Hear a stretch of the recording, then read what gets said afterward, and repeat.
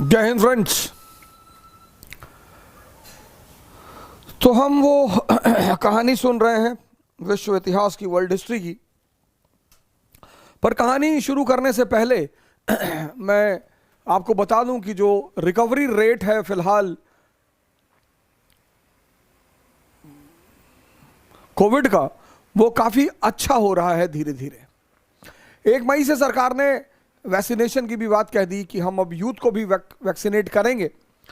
और चूंकि दुनिया के बहुत सारे देशों ने इस चीज़ को ओवरकम किया है, तो आशा यह है कि हम भी बहुत जल्दी इस समस्या को ओवरकम करेंगे। लेकिन किसी भी समस्या को ओवरकम करने में सबके सहयोग की जरूरत होती, सबके सबके।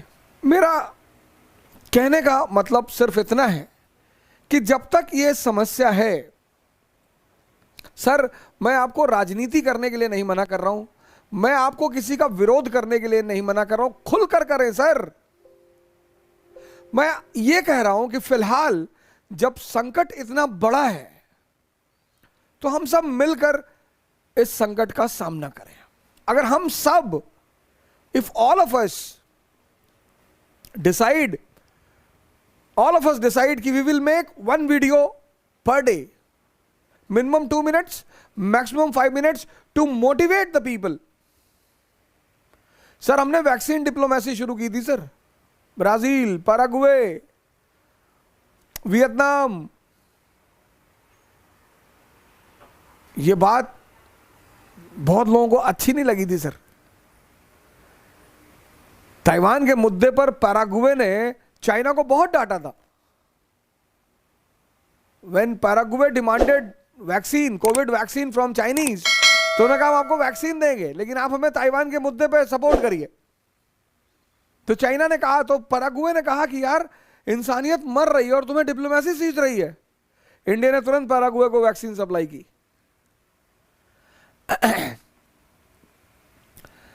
सर, राजनीति एक बिल्कुल अलग चीज है। विरोध होना चाहिए, विरोध होना चाहिए, बिल्कुल होना चाहिए। कोई भी गलत है, प्रधानमंत्री मोदी गलत है, उनका बिल्कुल विरोध होना चाहिए। जो भी गलत है, मैं किसी का विरोध, मैं आपसे ये नहीं कहता हूं कि विरोध मत करिए, विरोध करिए, लेकिन पहली प्रायोरिटी आप किसको देंगे? पहली प्रायोरिटी आप देंगे लोगों को बचाने की। मैं क्यों आपसे जुड़ता हूं, the youth of this country?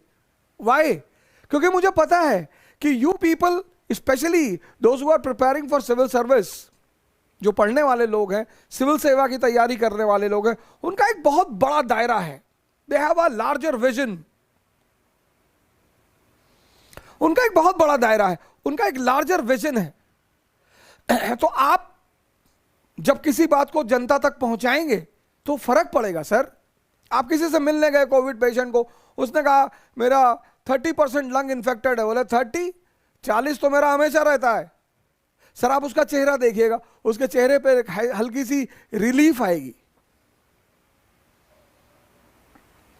Sir, motivation एक इतनी बड़ी चीज है ना, इतनी बड़ी। और मैं आपसे यही अपील कर रहा हूं कि इस संकट के समय में, इस परेशानी के समय में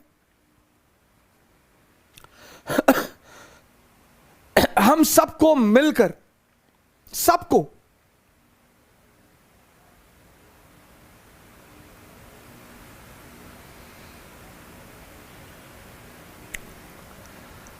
इस वक्त देश का, देश के लोगों का, दुनिया का सहयोग करना चाहिए। लोग इंप्रूव हो रहे हैं, लोग ओवरकम कर रहे हैं।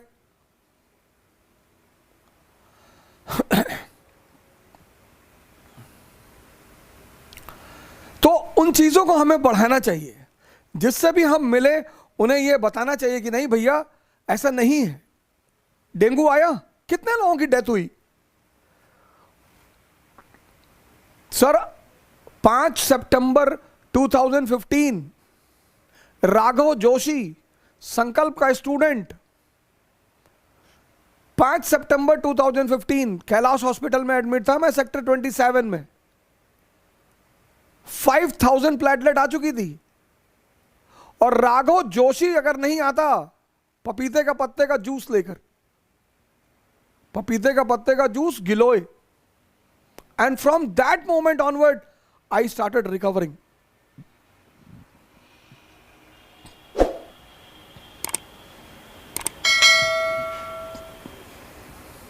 डेंगू ओवरकम हुआ, स्वाइन फ्लू ओवरकम हुआ, कोविड भी होगा।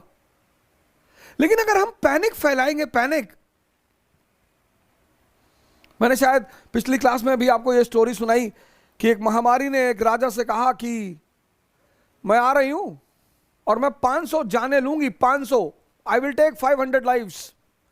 राजा ने चारों तरफ ऐड कर दिया, इश्तिहार चिपका दिए।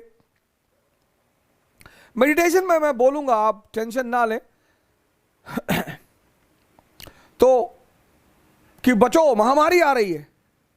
जब महामारी जाने लगी तो राजा ने महामारी से कहा कि तूने तो मुझसे कहा था कि तू 500 लोगों को मारेगी, 5500 लोग मरे हैं। उसने कहा मैंने तो 500 ही को मारा, 5000 डर के मर गए। उस बीमारी ने कहा मैंने तो सिर्फ 500 लोगों को ही मारा, 5000 डर के मर गए, डर के। तो हमें अवेयरनेस फैलानी है, लेकिन डर का माहौल बिल्कुल नहीं क्रिएट करना है।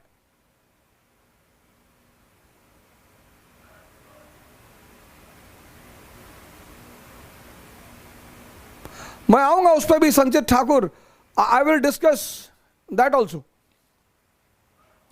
लेकिन अब वर्ल्ड हिस्ट्री की कहानी आगे बढ़ाएं। मैंने आपसे कहा कि 4 रूट्स, 4 रूट्स रिलेटेड थे वेस्ट और ईस्ट के ट्रेड से। वेस्ट मतलब यूरोप, ईस्ट मतलब एशिया। ईस्ट और वेस्ट का ट्रेड चलता था और ये 4 रूट, रूट ए, रूट बी, रूट सी, रूट डी, ये मैंने आपको पिछले क्लास में समझाया। और मैंने कहा इन चारों रूटों पे सिर्फ, इन चारों रूटों पे सिर्फ गुड्स ही नहीं चलते थे, व्यक्ति भी चलते थे और विचार, people and ideas, they were also roaming. और इसी बैकग्राउंड में 7th सेंचुरी एडी में एक रेवोल्यूशन हुआ। 7th century AD, 7th century AD में एक रेवोल्यूशन हुआ वेस्ट एशिया में, बर्थ ऑफ इस्लाम, इस्लाम का उदय। लेकिन मैं इस्लाम पर चर्चा करने से पहले, हालांकि मैं कोई अथॉरिटी नहीं हूं इस्लाम पर चर्चा करने की, इसलिए मैं इस्लाम के फिलॉसफिकल पक्ष पर बिल्कुल नहीं जाऊंगा, बिल्कुल नहीं। I am not authority. अरे सौरभ, मुझे तो बचपन से कफ है, कोई दिक्कत नहीं है, वो कोई इशू नहीं है, अभी दवा ले लेंगे तो ठीक हो जाएगा, वो कोई इशू नहीं। वो कोई मुद्दा नहीं है।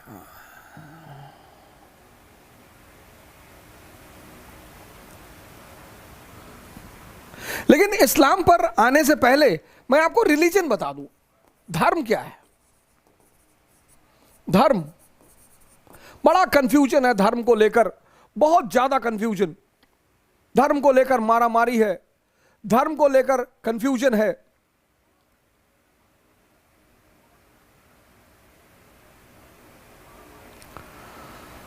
धर्म बड़ी महान चीज है sir, very noble, very noble.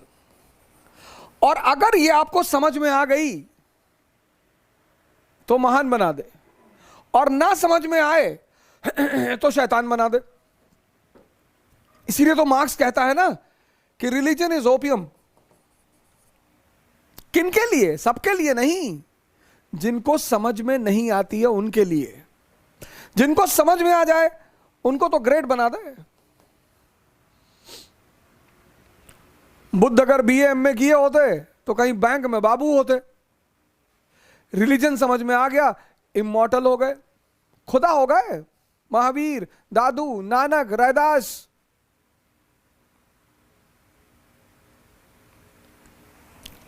धर्म है क्या बेसिकली?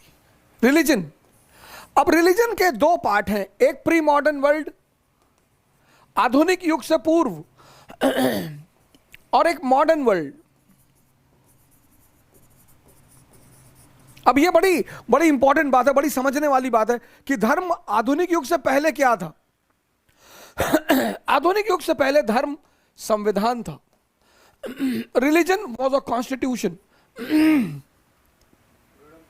हाँ, बाइबल, वेदास, कुरान, इनको क्या बोलते थे? अपौरुषे, not written by human being, written by God. और किंग कौन था? गॉड का रिप्रेजेंटेटिव। तो अशोक अपने आप को क्या कहता है? देवानाम पियदसी। गुप्ताज अपने आप को क्या कहते हैं? परम भागवत। अकबर अपने आप को क्या कहता है? जिल्ले इलाही। तो प्री मॉडर्न युग के आधुनिक काल से पहले धर्म संविधान था। कौन इंप्लीमेंट करता था संविधान को? राजा। लेकिन आज मैन मेड संविधान है, आदमी द्वारा रचित संविधान। और इस आदमी द्वारा रचित संविधान की, लिखित संविधान की कहानी कहां से शुरू हुई? यूनाइटेड स्टेट्स ऑफ अमेरिका से 1787। तो आज धर्म जो है वो संविधान का दर्जा खो चुका है। आज धर्म संविधान नहीं है।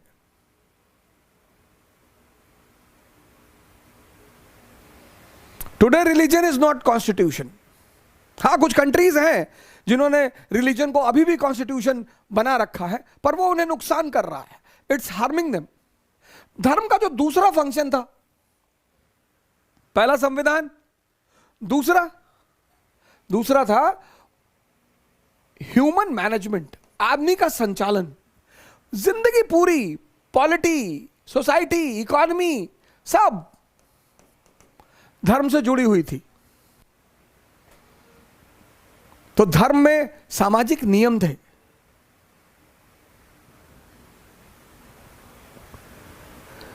एक तो संविधान, दूसरा जो धर्म का पहलू है,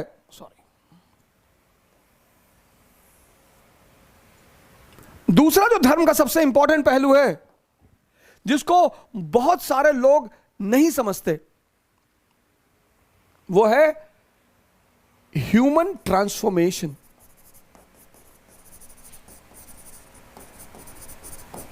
ये दूसरा सबसे बड़ा पहलू है धर्म का, ह्यूमन ट्रांसफॉर्मेशन। बहुत बड़ा।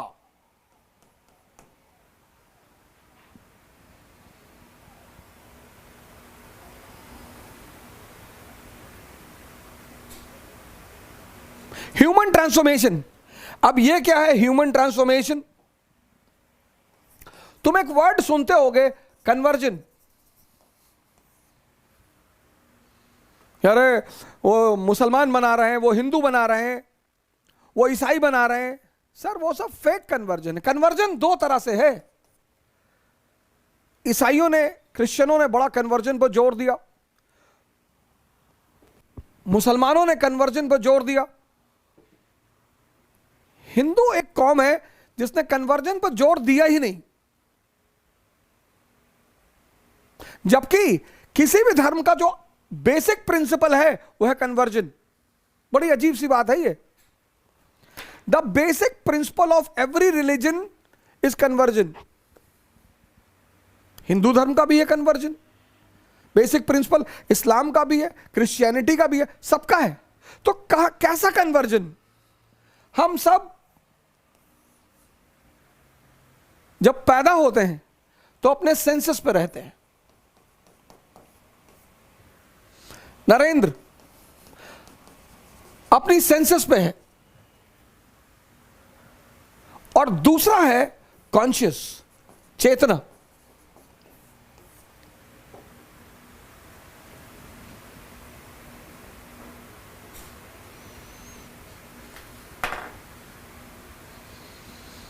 बहुत इंपॉर्टेंट बात बता रहा हूं, सुन लो। मेडिटेशन पे बताऊंगा, टर्की पे बताऊंगा, सीरिया पे बताऊंगा, सब। अब्राहम अकॉर्ड चर्चा करूंगा, Israel Palestinian crisis, west Asian crisis, सारी कहानी सुनाऊंगा सर आपको। और ये किताब है, ये वो एनसीईआरटी नहीं सर, ये हार्ड चॉइसेस, हिलरी क्लिंटन। और ये the world order by Henry Kissinger. पूरी कहानी सुनाऊंगा। और आपको पूरा हक है कमेंट करने का, गाली देने का। खूब गाली दीजिए, खूब, जितना आपका मन कहे।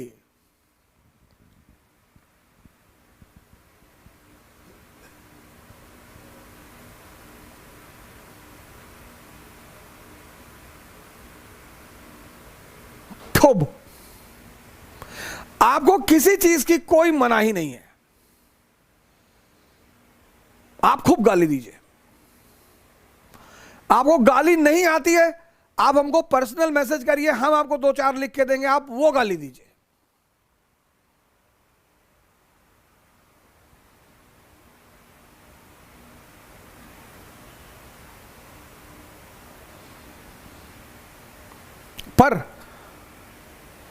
पर बैठकर सुनिए।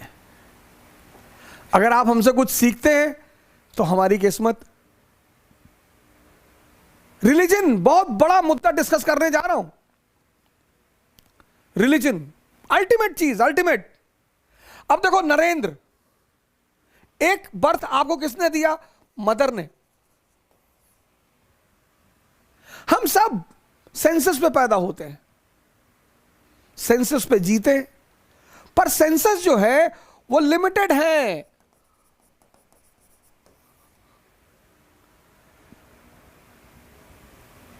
चालीस साल तक अच्छा खाना खा लोगे, 50 साल तक अच्छा खाना खा लोगे, फिर डायबिटीज हो जाएगी, हाई ब्लड प्रेशर हो जाएगा, फिर डॉक्टर कहेगा कि देखो मीठा मत खाना।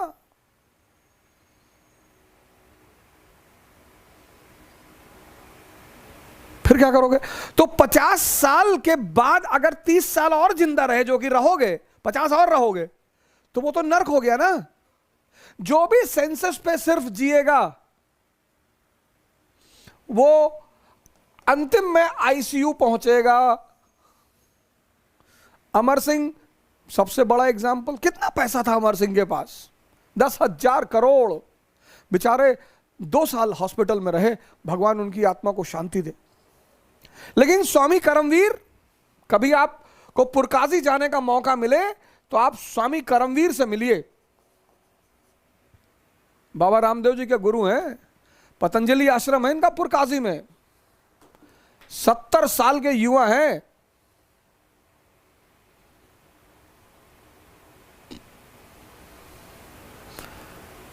He is a young man of 70 years. You can go and meet him. Purkazi on the way to Haridwar. Today also he runs for 40 kilometer. Runs, not jogging, running. He gets up at 3 a.m. in the morning. ये जो Covid से death हो रही है, ज्यादातर fear में हो रही है। हाँ सर, सांस रुक गई सर। अरे भैया, रुकेगी नहीं, रुको। हमारे मित्र हैं रंगनाथ शुक्ला, 20 दिन पहले कोविड हो गया। मैंने कहा शुक्ला जी कोविड हो गया? बोले सर हम हो गए कोविड को। कोविड का हमको हुआ। अरे मैंने कहा कैसी बातें कर रहे हो शुक्ला जी? बोले हाँ सर, आप हमारी तरफ से देखिए सर, कोविड को भी ये चिंता है कि हमको शुक्ला जी हो गए,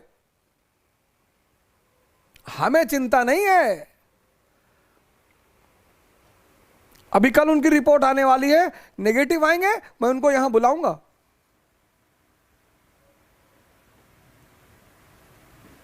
उन्होंने कहा सर हमें चिंता नहीं है कि हमें कोविड हो गया, कोविड को यह चिंता है कि मुझे शुक्ला हो गया।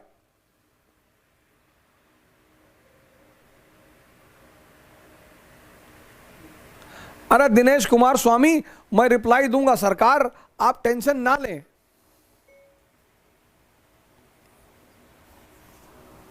तो हर व्यक्ति, हम सब किस पे पैदा होते हैं? सेंसस पे। सेंसस की क्या है? लिमिटेशंस है। तो यू गॉट अ गुरु। कौन सा गुरु? स्वामी रामकृष्ण परमहंस। तो नरेंद्र को कौन मिल गया? स्वामी रामकृष्ण परमहंस और नरेंद्र बन गए स्वामी विवेकानंद।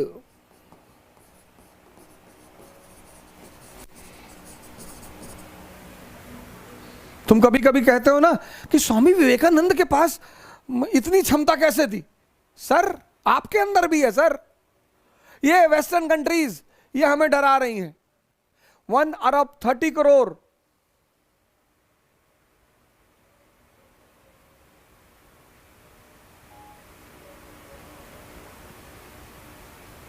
1 अरब 30 करोड़ 30। और ये छोटी मोटी कंट्रीज, अगर सिर्फ हम डंडा उठा के दौड़ेंगे ना किसी कंट्री की तरफ, 50 करोड़ उसको सरेंडर करना पड़ जाएगा। Largest youth population, largest. ये देखो, ये है रियल कन्वर्जन। इसीलिए हिंदू धर्म ने कभी कन्वर्जन के लिए मिशनरी नहीं भेजी।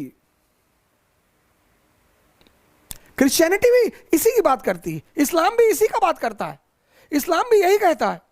अभी मैं सुनाऊंगा मोहम्मद साहब की कहानी। हीरा पर्वत जहां पर वो ध्यान करते थे, मक्का में है हीरा पर्वत।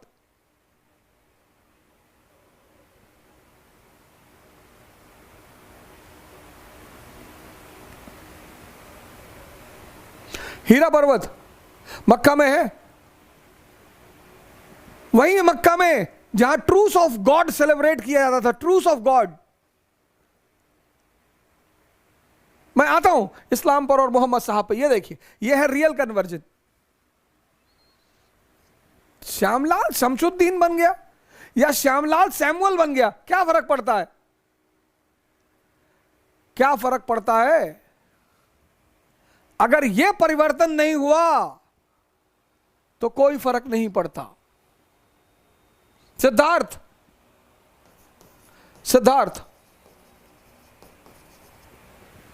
अलारकामा मिल गए और सिद्धार्थ बन गए बुद्ध। इसीलिए डॉक्टर अंबेडकर ने बुद्धिज्म को पकड़ा, क्योंकि बुद्धिज्म का सोल मोटिव है conversion from senses to conscious.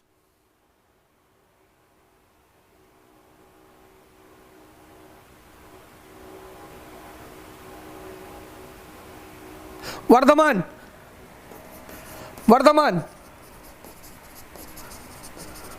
क्या बन गए? महावीर।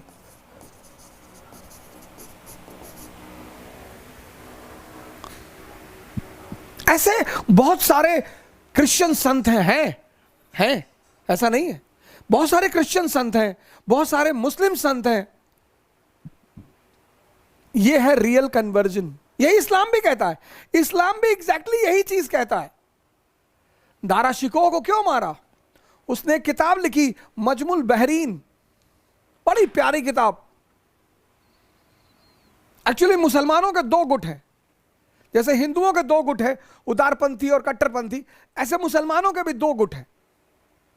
एक अब्दुल वहाब का गुट, एक इब्ने अरबी का गुट।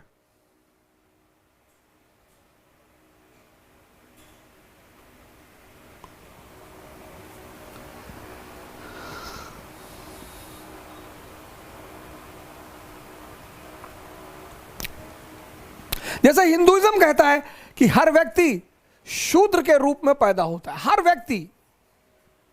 Anyone who is living on his senses is a शूद्र। इस्लाम कहता है कि जो भी सेंसेस पे जी रहा है वो काफिर है।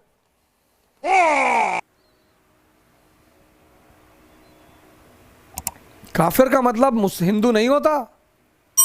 लाओ कोई मुसलमान इंटेलेक्चुअल कहे मेरे सामने काफिर का मतलब हिंदू होता है।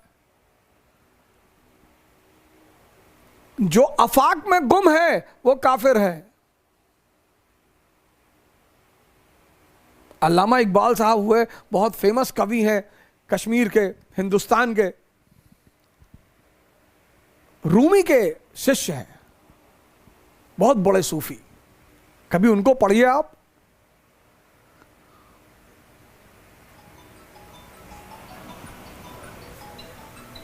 तो शूद्र अगर गुरु के संपर्क में आएगा तो क्या बनेगा? ब्राह्मण। काफिर अगर गुरु के संपर्क में आएगा तो क्या बनेगा? मुसलमान।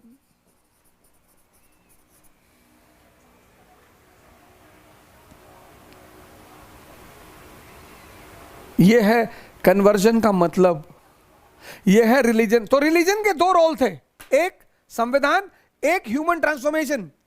तो जो संविधान वाला रोल था वो आज खत्म हो गया। आज क्या है? Man made constitution. लेकिन यह रोल आज भी है। सदगुरु काम कर रहे हैं, पंडित श्री श्री रविशंकर जी काम कर रहे हैं, आशुतोष महाराज जी, दिव्य ज्योति जागृत संस्थान काम कर रहा है।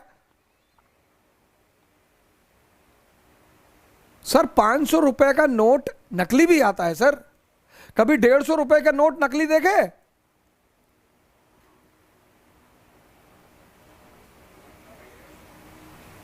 कभी 150 रुपीस का नोट नकली देखे? जिसका असली है उसी का नकली भी है सर। तो नकली के चक्कर में असली को यूज करना छोड़ दोगे? सदगुरु को सुनो सर, पंडित श्री श्री रविशंकर को सुनो।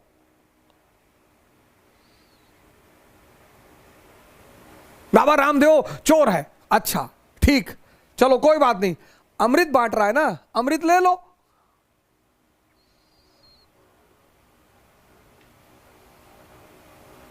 इस कंट्री में ईमानदार कौन है? एक एक बेड 20-20 लाख रुपए का मिल रहा है। रेमडेसिविर जो मेडिसिन है 10-10 हजार रुपए की मिल रही है। जिसको मौका मिलता है वही तो लूट रहा है।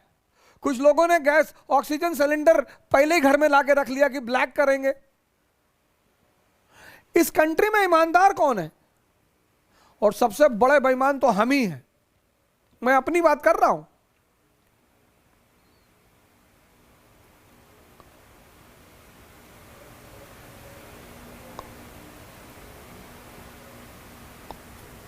ये रिलीजन की रेलेवेंसी। एक बात और जो मैं आपको बताना चाहूंगा आज, जिसको लेकर बड़ी वो रहती है, टेंशन रहती है समाज में। रामराज्य,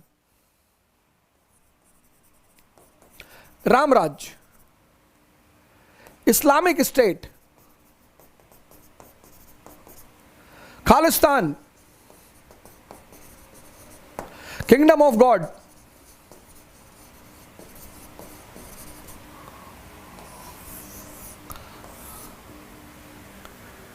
हिंदू कहते हैं हम राम राज्य बनाएंगे, मुसलमान कहता है हम इस्लामिक स्टेट बनाएंगे, सिख कहते हैं हम खालिस्तान बनाएंगे, क्रिश्चियन कहते हैं हम किंगडम ऑफ गॉड बनाएंगे। बनाओ, लेकिन अप्रोच देखो, approach, there are two approaches for this, दो अप्रोच। एक प्रीस्टली अप्रोच, एक प्रीस्टली अप्रोच है, एक saintly approach.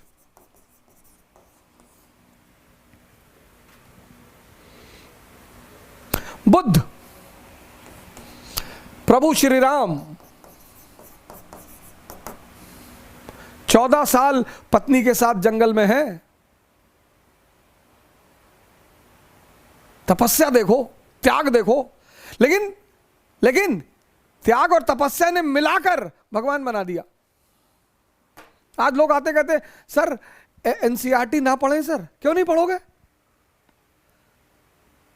Sir? Information is a enjoyment, education is a enjoyment. आप क्यों मजबूरी में पढ़ रहे हो सर? एक साहब आके हमसे पूछे कि कितना घंटे पढ़ना चाहिए। हमने कहा गर्लफ्रेंड है क्या? गर्लफ्रेंड तो नहीं है। हम कहते हम नहीं बता पाएंगे। चले गए मैनेजमेंट के पास कि वो ओझा से मैंने पूछा कितने घंटे पढ़े, तो कह रहा गर्लफ्रेंड ले लो। हमारे पापा हमको पढ़ने के लिए भेजे, गर्लफ्रेंड बनाने के लिए थोड़ी भेजे हैं। तो मैनेजमेंट को भी लगा कि हाँ यार बात तो सही कह रहा। तो मैनेजमेंट ने हमको बुलाया, कहा ये क्या यार तुम लड़कों से बोलते रहते हो। अरे मैंने कहा सर पूरी बात तो सुन लो। मैंने इससे पूछा गर्लफ्रेंड है, उसके बाद तो इसने कुछ बोला ही नहीं। कनिष्क कटारिया पहली रैंक आईएएस में, पहली। लड़कियों को जाकर उसको थैंक यू बोलना चाहिए, उसने लड़कियों की गरिमा बढ़ाई।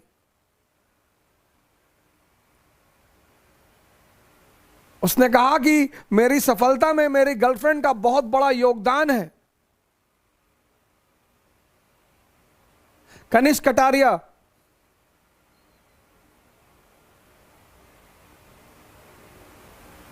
लड़की तुम्हारे पीछे थोड़ी भागती कि आजा बर्बाद कर दूं, आजा बर्बाद कर दूं। तुम ही भागते हो कि मुझे बर्बाद कर दो, मुझे बर्बाद कर दो, तो कर देती है।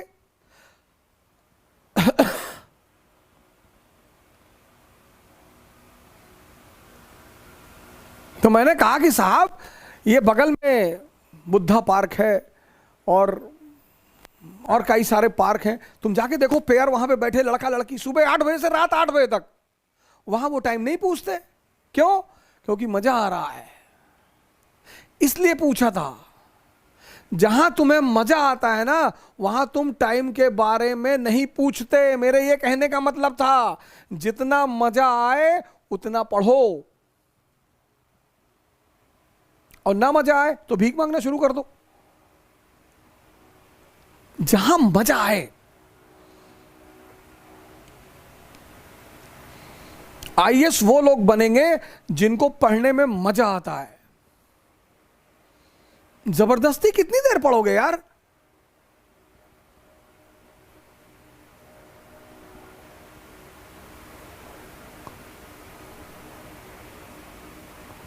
जबरदस्ती कितने देर?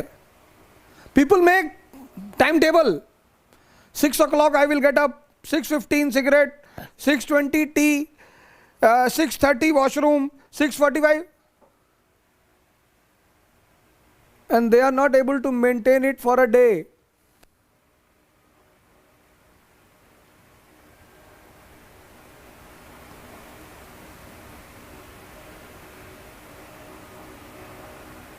देखो, श्री राम, मंसूर, लोग काटते रह गए, वो बंदा हंसता रह गया। अनहलक अनहलक अनहलक। बीबी राबिया, सिख, गुरु नानक,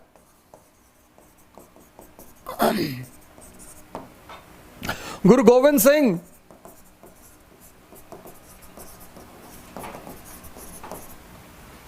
हमारे एक भाई है हरमन सिंह गिल, कल रात में उन्होंने फोन किया कि सर खालसा फौज तैयार है।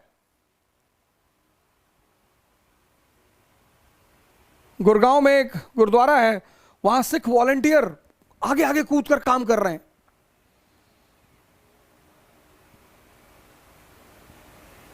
मेडिसिन पहुंचा रहे हैं, आरएसएस के बच्चे बीच में कूद कर काम कर रहे हैं। सर ये समय ही ऐसा है, इस समय हमें नहीं देखना कौन क्या है।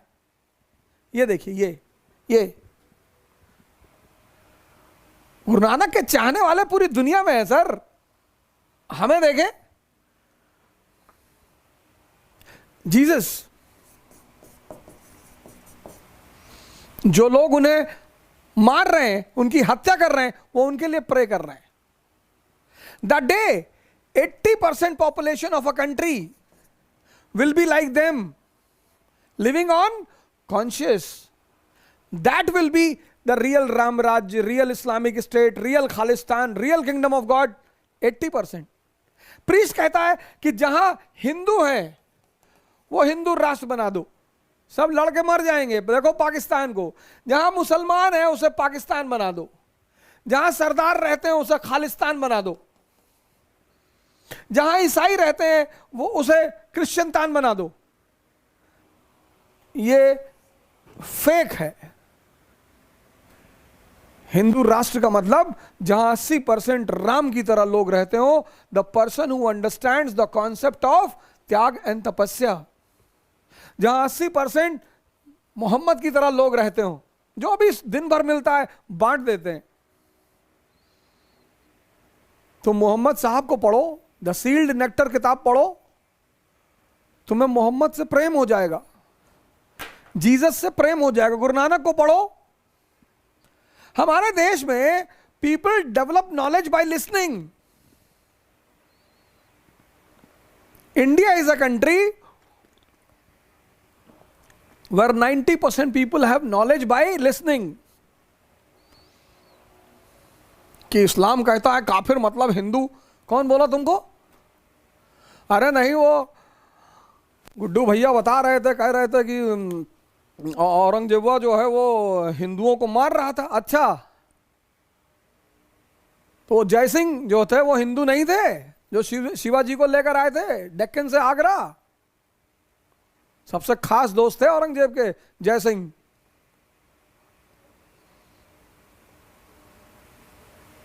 नहीं नहीं, औरंगजेब मारता था, वो मारता था। तो आप गलत हिस्ट्री पढ़े हैं। नहीं, हम तो हिस्ट्री पढ़े ही नहीं है।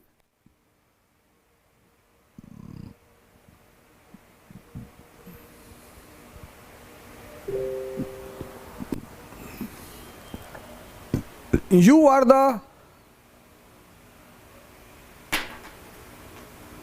the future of this nation. अब बस तुम ही बचा सकते हो इस कंट्री को, और कोई ना बचा पाएगा।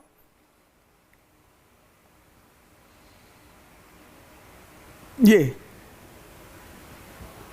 The day 80% people in a nation will be enlightened, that will be the real Ramraj, that will be the real Islamic State.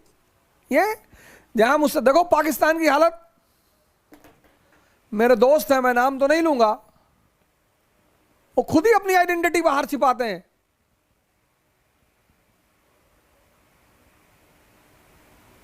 चलो अलग हो गए थे, परिवार से अलग घर बना लिया था, कोई बात नहीं, कुछ अच्छा करते।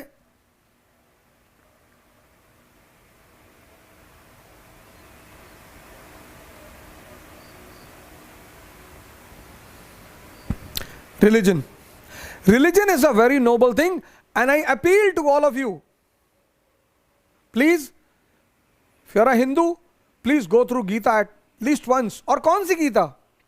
स्वामी अड़गड़ानंद, वो गीता है भैया, निकालना जरा। स्वामी अड़गड़ानंद, बड़ी अच्छी कमेंट्री लिखी उन्होंने गीता पे, ultimate, 1 page per day,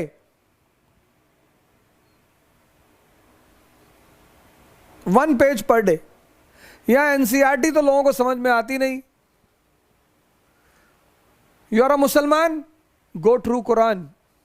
You are a Christian, go through Bible. You are a Sikh, go through Adi Granth. Sir जरूर पढ़ें सर।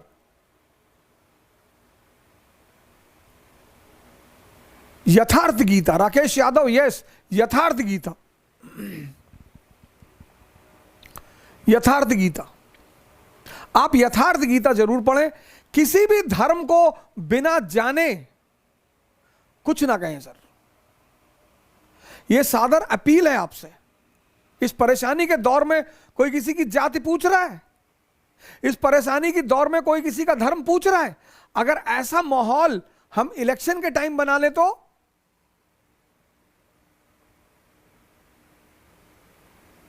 अगर ऐसा माहौल हम इलेक्शन के टाइम बना ले तो चलो मोदी शासन नहीं कर पा रहे हैं, कोई बात नहीं, राहुल गांधी शासन नहीं कर पा रहे, कोई बात नहीं, तो भैया कोई अच्छा आदमी सब मिलकर निकालो ना, कोई निकालो बढ़िया आदमी, बिस्मार्क की तरह, अब्राहम लिंकन की तरह। कौन रोक रहा है तुम्हें? अंबेडकर की तरह, कोई अंबेडकर जैसा प्रधानमंत्री दे दो भारत को, नॉलेजेबल, मैच्योर।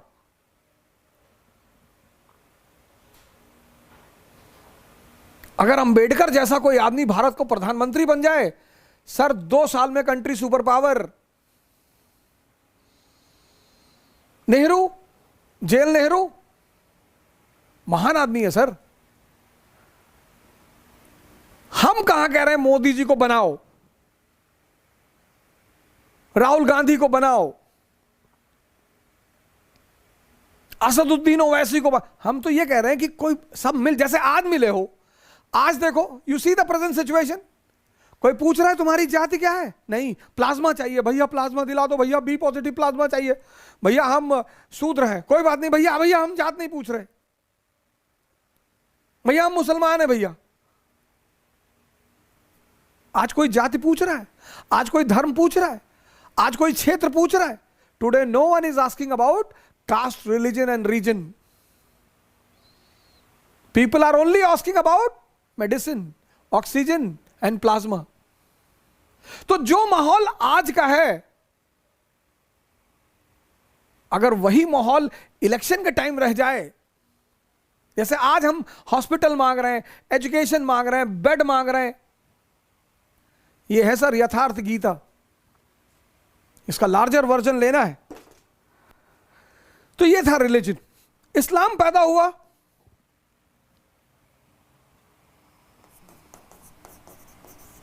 मैंने कहा 7th सेंचुरी एडी में। मैंने सोचा था मैं आपको थोड़ा बहुत धर्म के बारे में बता के फिर कहानी को आगे बढ़ाऊंगा। और सैटरडे संडे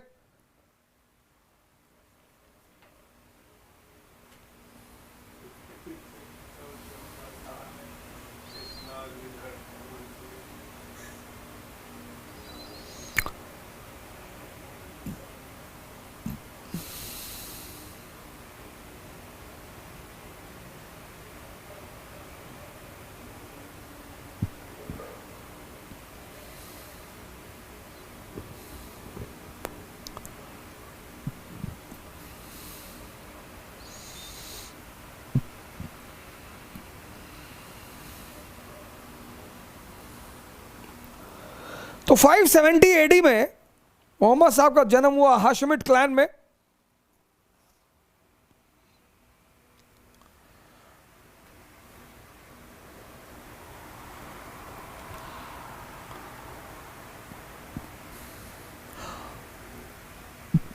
और 7th सेंचुरी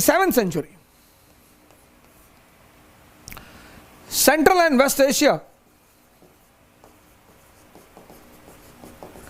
यूरोप, एशिया, सब अंधकार से गुजर रहे थे। सब, ऑल ऑफ देम, ऑल, ये सब अंधकार से गुजर रहे थे। सब क्यों अंधकार? फ्यूडलिज्म,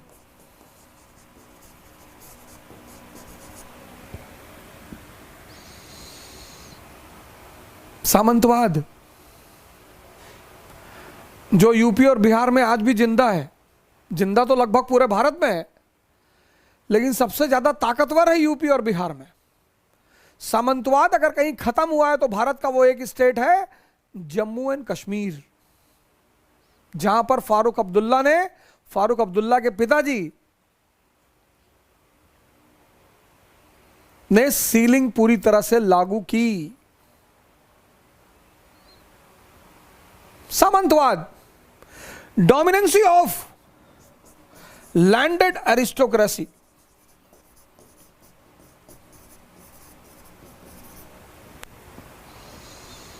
अंधकार। अगर भारत में स्त्रियां सती सिस्टम में परेशान हो रही थी तो यहां विच हंटिंग,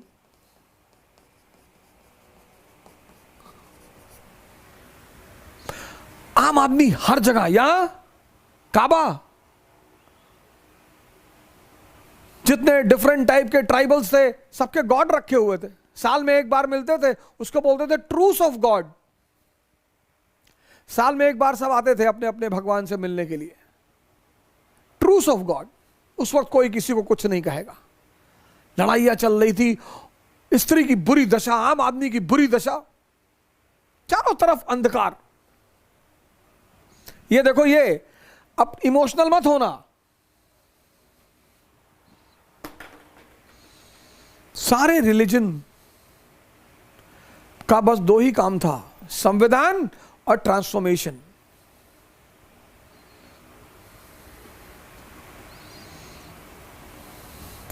मत लड़ो, छोड़ दो।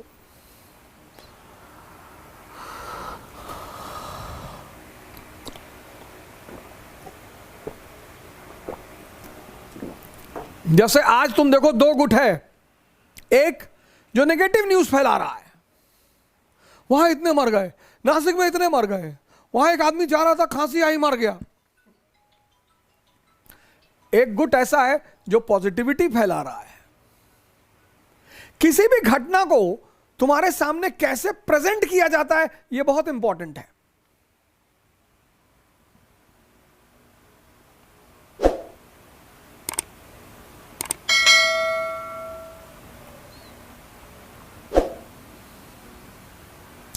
अब राणा प्रताप और अकबर की लड़ाई हुई, अब उसको प्रेजेंट करना है तो प्रेजेंट कर देंगे कि हिंदू मुसलमान का मामला था। राणा ने कहा हिंदू होके हम नहीं झुकेंगे। मानसिंह हिंदू नहीं थे, सुरजन राव हाड़ा हिंदू नहीं था, ये सब हिंदू नहीं थे। वो राजनीतिक लड़ाई है, राजनीतिक। इस देश की शिक्षा प्रणाली ने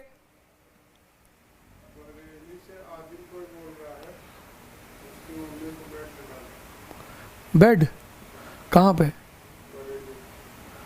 बरेली में।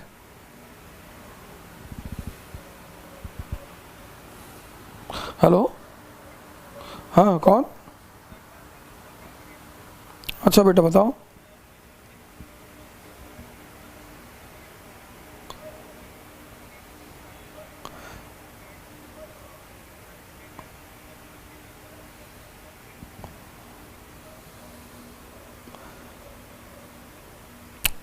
बेटा बेटा आराम से, बेटा बेटा आराम से। हम हमें 2 मिनट दो, मैं तुम्हें कॉल बैक करता हूं। 2 मिनट दो बस, ठीक है ना? तुम हमें 2 मिनट दो, मैं तुम्हें कॉल करता हूं।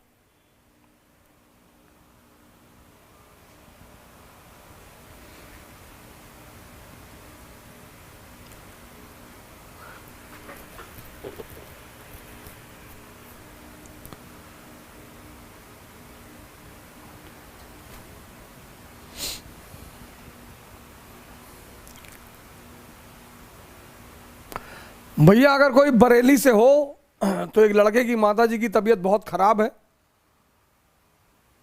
और अगर आप में से कोई बरेली से है और एक बेड उसे दिला सकता है तो मुझे मैसेज करें, तो हम जो है कुछ उसकी हेल्प कर दें।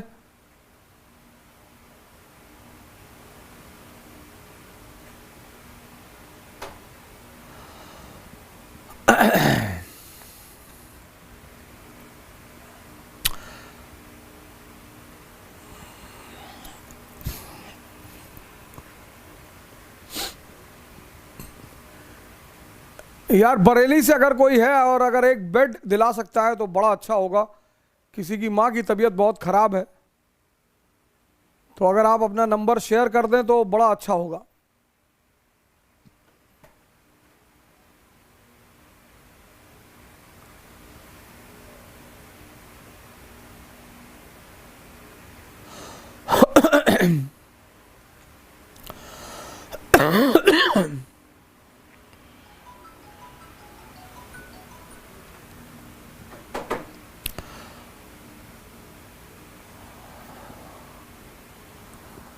अगर आप बरेली में एक बेड दिला सकते हैं तो प्लीज मुझे इस नंबर पर मैसेज करें।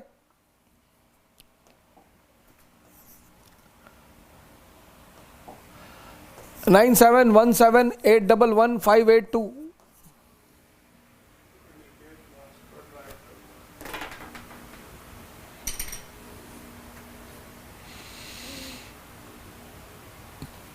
अरे उत्कर्ष श्रीवास्तव, बहुत छोटी छोटी गाली दे रहे हो मुझे। बड़ी बड़ी गाली दो, बड़ी बड़ी। इतनी छोटी छोटी गाली दोगे ना तो चपरासी का एग्जाम भी नहीं क्लियर कर पाओगे। बड़ी बड़ी, खूब बड़ी बड़ी। तुम्हारे मम्मी पापा और टीचर ने बस इतनी गाली सिखाई, छोटी छोटी।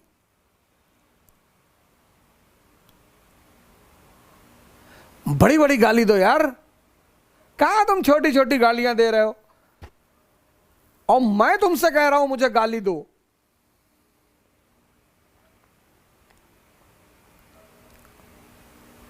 तुम भी सहम के गाली दे रहे हो, गाली भी दे रहे हो वो भी डर के। बड़ी बड़ी हिमालय जैसी गाड़ियां।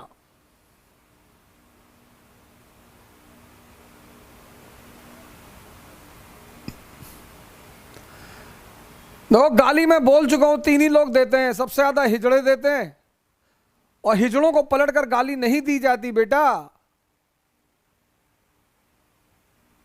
विरोध करो, गोली चलाओ। गाली, भगत सिंह ने कभी गाली दी ब्रिटिश एम्पायर को? गोली चलाई? विरोध किया।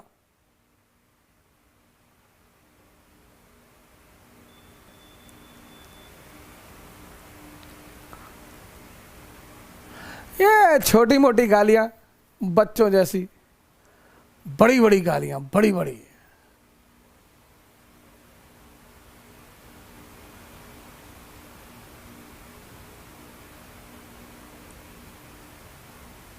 कौन गोंडा से है? तो जब लगभग पूरी दुनिया सामंतवाद से लड़ रही थी, इस अंधेरे से लड़ रही थी, तो फिर मोहम्मद साहब इस्लाम का लैंप लेकर आए। मुसलमानों के खिलाफ कुछ भी बुलवा लो, इस्लाम के खिलाफ कैसे बोल सकते हैं? हिंदुओं के खिलाफ कुछ भी बुलवा लो, हिंदुइज्म के खिलाफ कोई कैसे बोल सकता है? सिखों के खिलाफ बुलवा लो, पर सिखिज्म के खिलाफ कोई नहीं बोल सकता।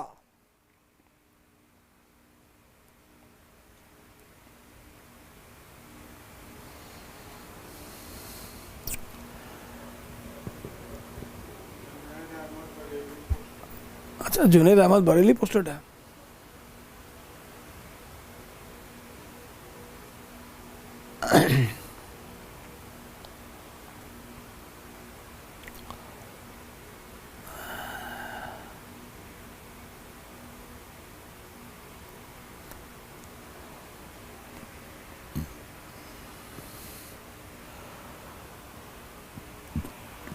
सेंचुरी तक इस्लाम ने अपनी पोजीशन को कंसोलिडेट किया, मजबूत किया। कहां पर? सेंट्रल और वेस्ट एशिया में। 7वीं शताब्दी में पैदा हुआ, 10वीं शताब्दी तक उसने अपनी पोजीशन को मजबूत किया। 11वीं शताब्दी में, 11वीं सेंचुरी में उसने एक्सपेंशन शुरू किया। एक्सपेंशन, विस्तार, एक वेस्ट की तरफ, एक ईस्ट की तरफ। 11वीं सेंचुरी में इस्लाम ने विस्तार शुरू किया, और उसका जो पश्चिम की तरफ विस्तार रहा, उसने एक नई प्रक्रिया को जन्म दिया। कौन सी प्रक्रिया? क्रूसेड।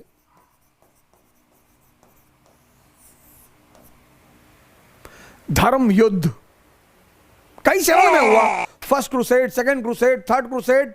हम उन सारे चरण पे तो नहीं जाएंगे, लेकिन मैं आपसे इजाजत चाहूंगा क्योंकि किसी का फोन है बड़ा अर्जेंट, और कल इस पर आगे चर्चा करेंगे, क्रूसेड पर, और फिर कहानी को आगे बढ़ाएंगे। ख्याल रखिए, सेफ रखिए, लोगों को मोटिवेट करिए।